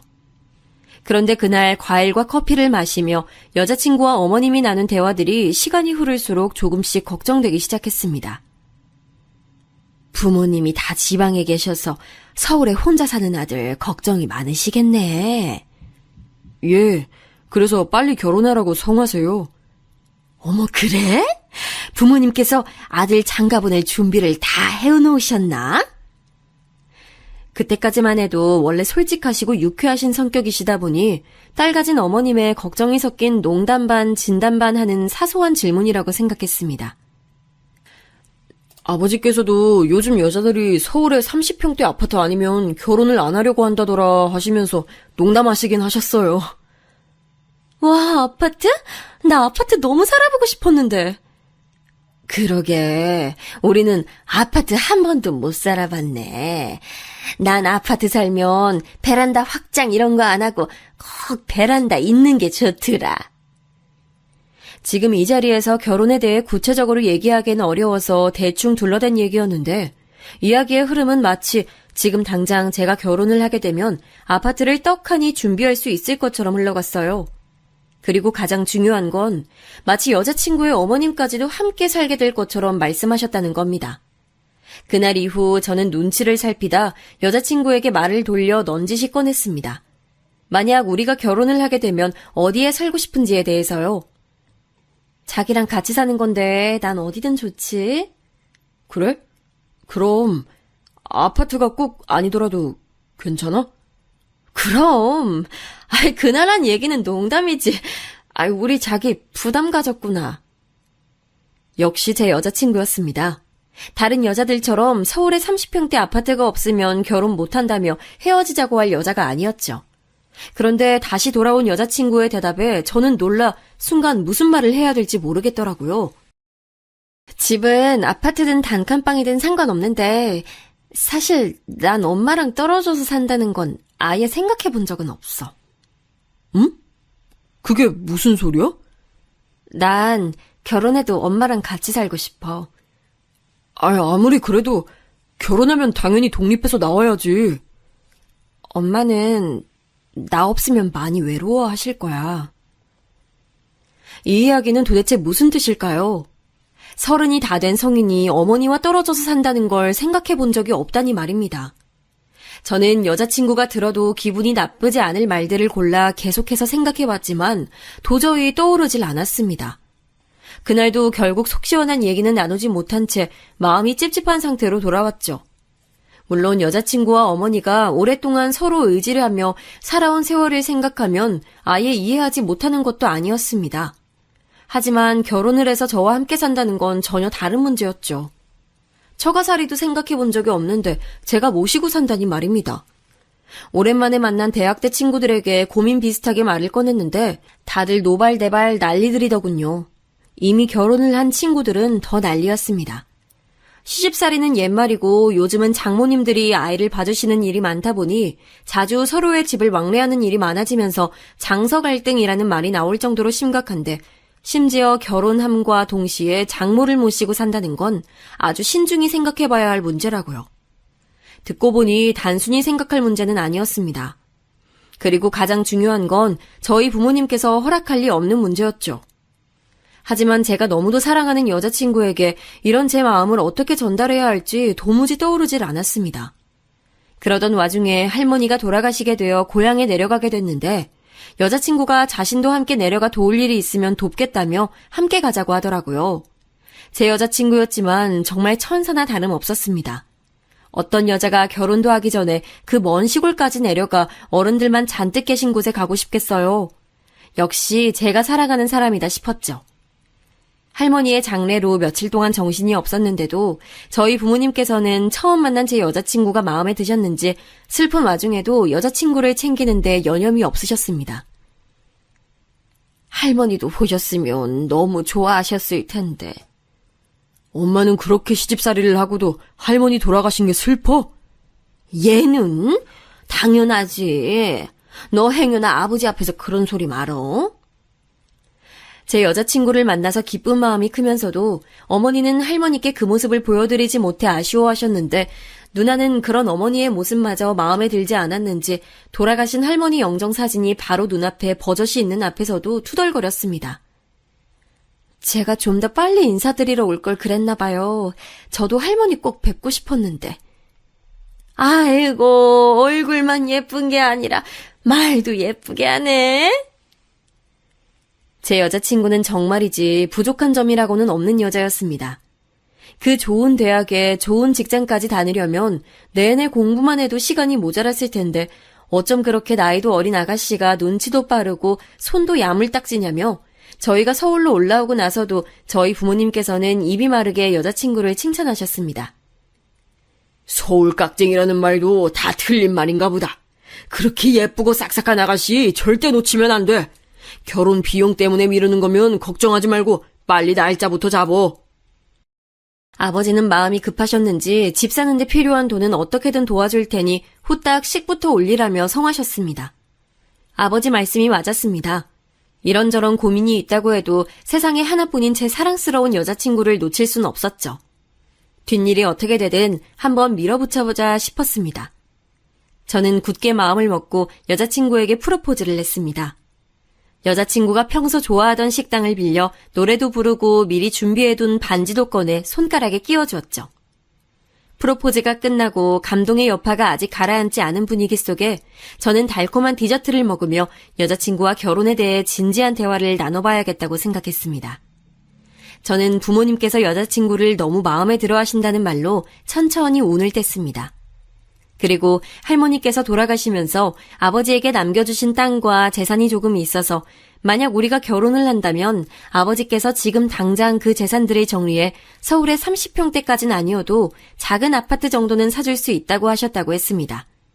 그러자 여자친구는 제게 와락 안기며 저희 부모님께서 능력자라며 엄지손가락을 축혀 올리더니 어떻게 서울에 아파트까지 사주실 수 있냐고 엄청 좋아하더라고요. 우리 엄마도 너무 좋아하시겠다.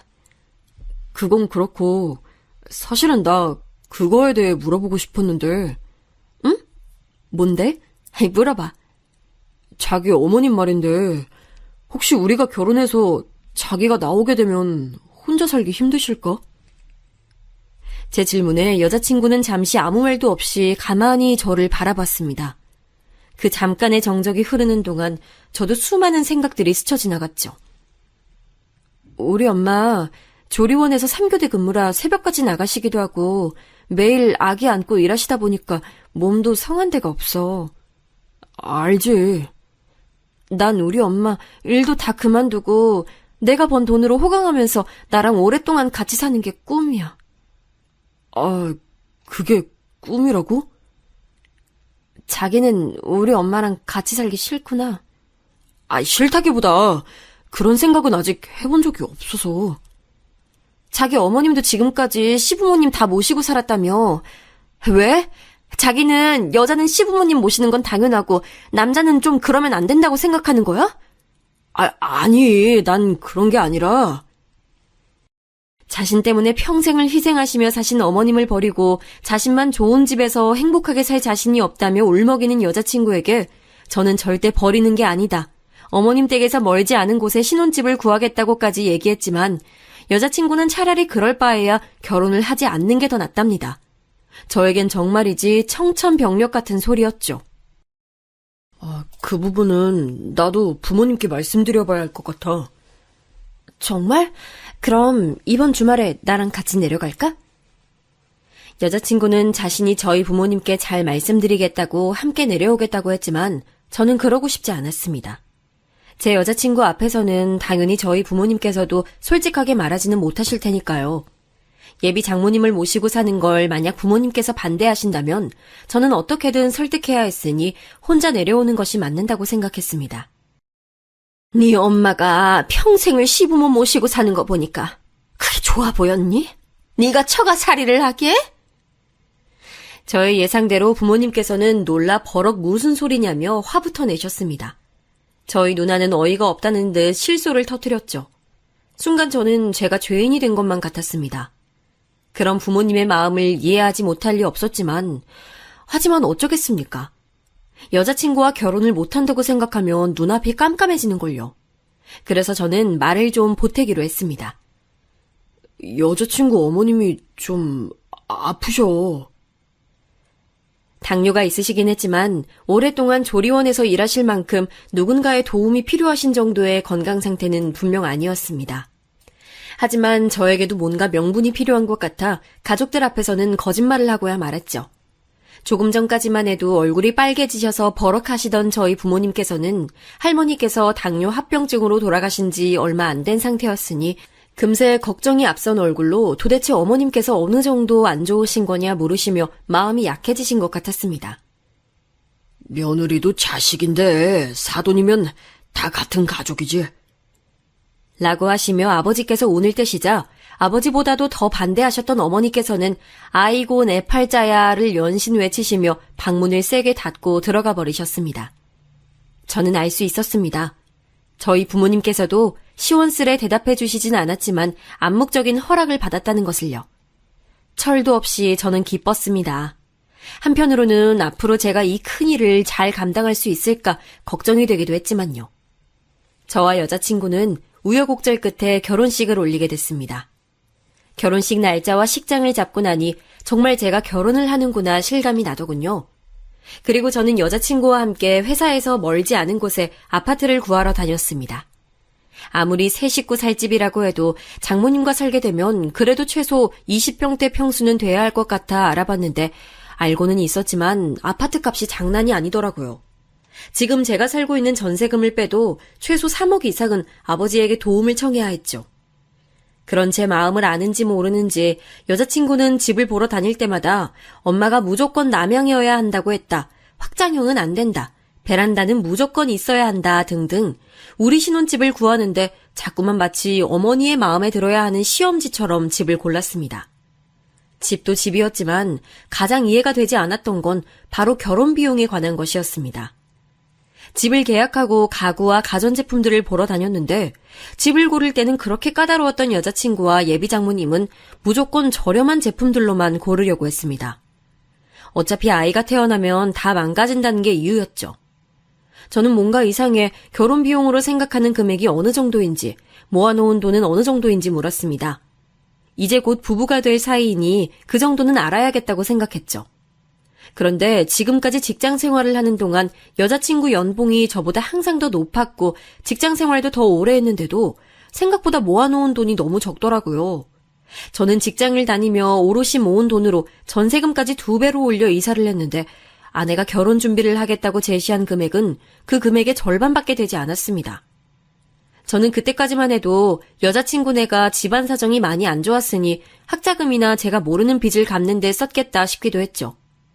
그런데 결혼식을 올리고 살림을 합치고 보니 그 이유를 바로 알 수 있었습니다. 신혼여행에 다녀와 집안 정리를 하다 보니 말도 안 되게 많은 명품 가방과 신발, 옷들이 가득했습니다. 물론 아내가 연애 때에도 옷이나 가방에 관심이 많다는 거야 알고 있었죠. 그런데 어머니가 가지고 계신 것들까지 합치니 방 하나가 가득 찼습니다.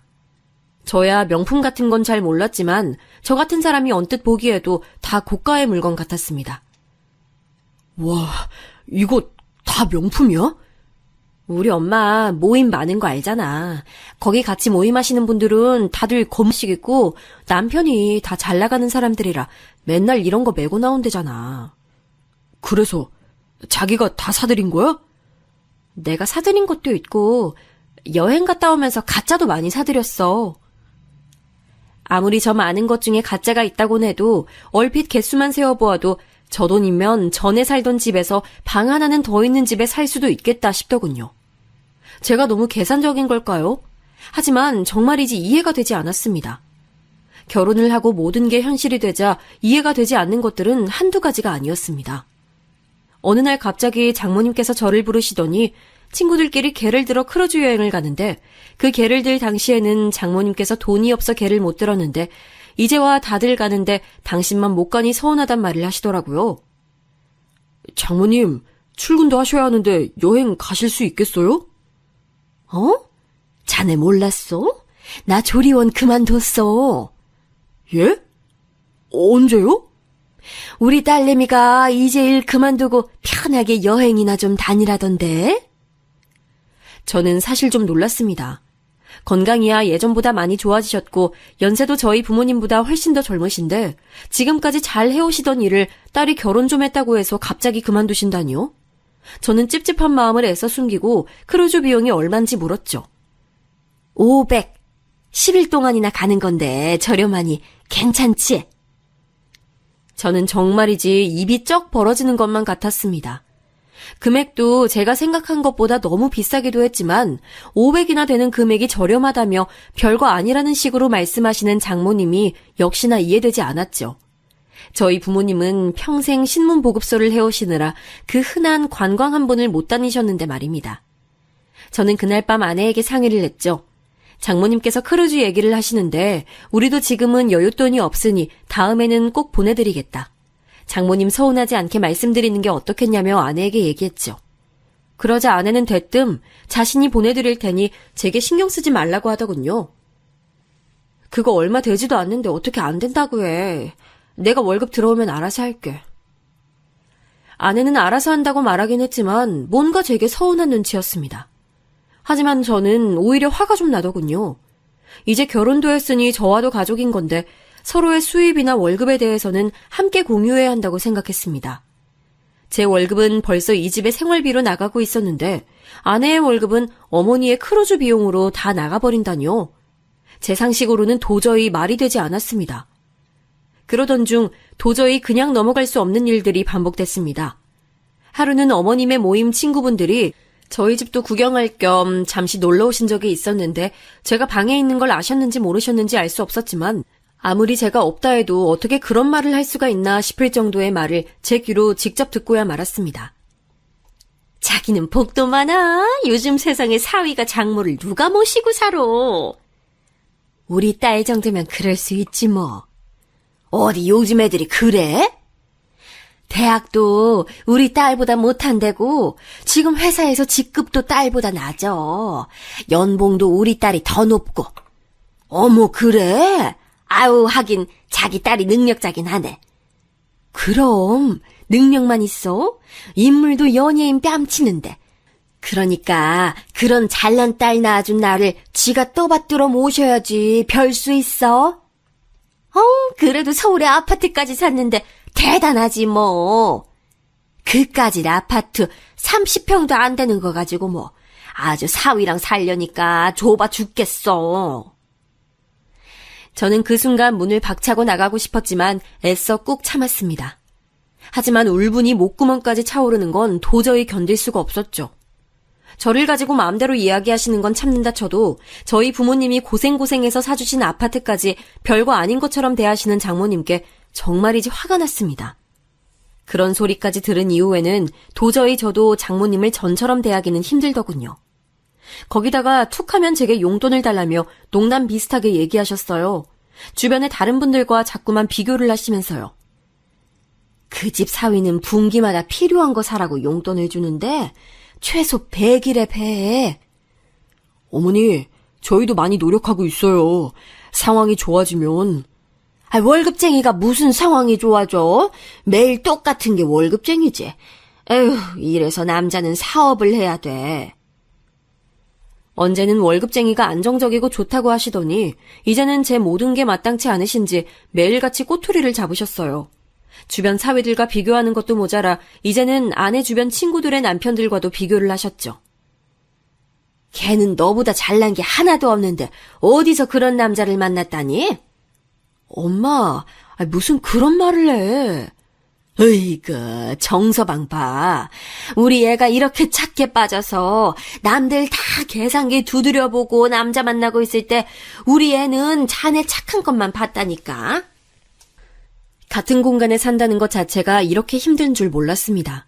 처음에는 제 눈치라도 좀 보시는 것 같더니만 시간이 좀 흐르자 할 말 안 할 말까지 구분할 줄 모르시더라고요. 하지만 사람 사는 게 어디 다 제 마음 같은가요? 아내와 저에게도 꿈만 같던 아이가 생기자 다른 것들은 생각할 겨를도 없이 행복하기만 하더군요. 제게는 때론 얄밉기도 한 장모님이기야 했지만 당신의 딸에게만큼은 언제나 진심인 분이셨죠. 입덧으로 아무것도 먹지도 제대로 자지도 못하는 딸을 위해 매일같이 직접 만든 음식에 매일 야근으로 바쁜 저를 대신해서 병원에도 같이 가주시고 매일 밤마다 마사지도 해주시더라고요. 그러다 안타깝게도 10주를 채 넘기지 못하고 아이를 먼저 보내게 됐는데 저는 도저히 회사에 출근할 엄두도 나질 않아 한 달을 넘게 무급휴가 신청을 냈습니다. 자네는 아무리 힘들어도 그렇지 가장이 돼서 자기 멋대로 무급휴가를 내는 게 말이 되나? 장모님, 저도 너무 힘들어요. 남자가 왜 그렇게 유약해? 아우, 도대체 내 딸은 뭐가 모자라서 자네 같은 남자랑 사는지 모르겠네. 언제나 제게만은 모진 말을 툭툭 내던지시는 장모님이시기야 했지만 그래도 아내는 그때 이후로 전보다 더 장모님을 많이 의지하고 있는 것처럼 보였어요.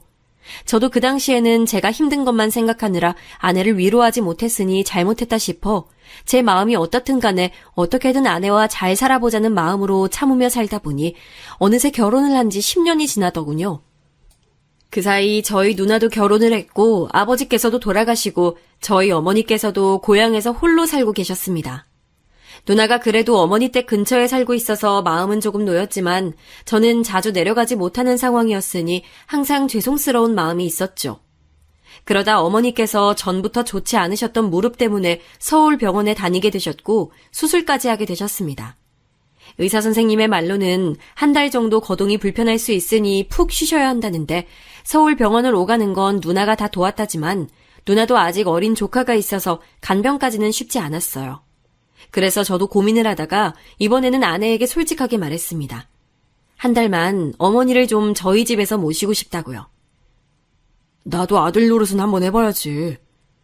정서방, 생각이 있어? 애가 일하랴 살림하랴 매일 고생하는 거 안쓰럽지도 않어? 근데 거기다가 대고 시어머니 수발을 들라고? 장모님, 저희 어머니 수발은 제가... 됐네! 다신 그 얘긴 꺼내지도 말어! 저는 정말이지 더 이상은 참을 수가 없었습니다. 아니, 이제는 참을 이유조차 없는 것만 같았죠. 나 참을 만큼 참았어. 더 이상은 나도 장모님이랑은 못 살겠어. 뭐야, 그럼 이제 와서 우리 엄마 내쫓으라는 거야? 해도 너무하시잖아. 딱 한 달만이라는데 그게 안 돼? 설마 지금 우리 엄마 버리고 오빠 어머니 모시고 싶어서 이래? 그런 말 아닌 거 알잖아. 그리고 명색이 이 집 우리 어머니가 사주신 거잖아. 내가 장모님을 10년을 모셨는데 우리 엄마는 한 달도 같이 못 지낸다는 게 말이 된다고 생각해? 와, 자기 생색 장난 아니다. 그리고 나랑 결혼만 하면 아버지께서 사주신다고 하신 거잖아. 내가 너무 마음에 들고 놓치기 싫으니까 그러면 내 지분도 있는 거지. 정말이지 제가 사랑했던 그 여자가 맞는 건가 싶었습니다. 딸은 엄마를 닮는다는데 정말 아내도 장모님을 닮아가는 걸까요? 저는 덜컥 겁이 났습니다. 평생 이렇게 살 것만 같아서요. 정말 나도 지쳤어. 못 참아주겠다. 뭐? 우리 이혼하자. 이혼하자는 제 말 한마디에 눈물을 터뜨린 아내의 소리에 역시나 방으로 쫓아오신 장모님은 제게 별의별 욕을 퍼부어대셨습니다. 저는 정말이지 미운정마저도 다 떨어졌는데 화도 나질 않더군요. 그때 알았습니다. 더 이상 이렇게는 살 수 없다. 저는 목소리에 힘을 실어 장모님과 아내에게 차분하게 나가달라고 말했습니다. 제 말에 순순히 나갈 사람들이 아니었으니 저도 강하게 해야겠다 싶어 다음날 도어락 비번을 바꿔버렸죠. 그리고 이혼 서류도 아내의 사무실로 보냈습니다. 그러자 아내가 울며불며 제게 사정을 하더라고요. 지금 당장 돈도 한 푼도 없어 나갈 수도 없다고요. 어머님이랑은 절대 떨어져서 못 산다며. 잘난 당신 엄마랑 예전처럼 그 다 허물어져가는 월세집으로 돌아가면 되겠네. 제 선언에 아내도 그제야 실감이 나는지 똥줄이 타는 듯 보였습니다. 그날 저녁 문을 열어달라는 아내의 성화에 못 이겨 문을 열자 웬 아주머니와 찾아온 장모님의 행동은 정말이지 저 혼자만 보기엔 아까웠습니다. 아니, 이게 얼마짜린데 이걸 그거밖에 안 쳐줘? 좀 더 쳐줘. 알고 보니 장모님과 함께 온 사람들은 중고 명품을 사들이는 사람이었습니다. 이거 가짜잖아. 이런 거 팔다 걸리면 쇠고랑이야. 아유, 미치겠네. 이거 해봐야 월세방이나 없겠어? 이게 다 엄마 때문이잖아. 그러니까 엄마, 딸 이혼녀 만들기 싫으면 빨리 정서방한테 가서 빌어, 엄마. 빌긴 내가 왜 빌어? 네가 그 깡시골까지 따라가 봤더니 가족들이 다 순진하고 맹한 게 호구 접기 딱이라며. 아, 이게 호구 맞아? 엄마가 촌구석 애들이 오히려 돈도 제법 있고 순진하다며. 이 두 사람의 실체를 차라리 몰랐으면 나았을까요? 정말이지 제가 지난 10년간 얼마나 바보짓을 하고 있었는지 알고 나니 기가 막히더라고요. 제 아내는 처음부터 제가 순진한 촌에서 자라 아무것도 모르는 시골 부모님의 경제적인 지원을 받고 있어 접근한 것이었습니다. 아이, 정서방, 뭘 그렇게까지 해? 정서방? 소름 끼치니까 다신 그렇게 부르지 마요. 우리가 10년이나 같이 산 세월이 있잖아. 10년? 말 잘했네.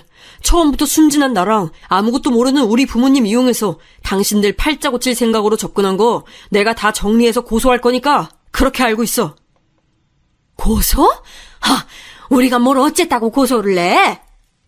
내 명의로 된 집에서 10년 동안 무전 취식한 거, 내 월급으로 매일같이 둘이 명품 사고 여행 다닌 것만 해도 증거가 수두룩이야.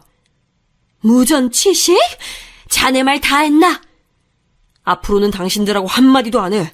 앞으로는 내 변호사랑 얘기하게 될 거야. 저는 통쾌하면서도 정말이지 씁쓸했습니다. 장모님의 말대로 제가 이런 사람들과 자그마치 10년을 살았다니요. 아주 오랫동안 생각한 적 없었지만 알고 보니 저희 어머님도 아파트에서는 살아본 적이 없으셨습니다. 명품백도 가져본 적 없으셨죠. 이제 더는 미련도 미움도 없었습니다.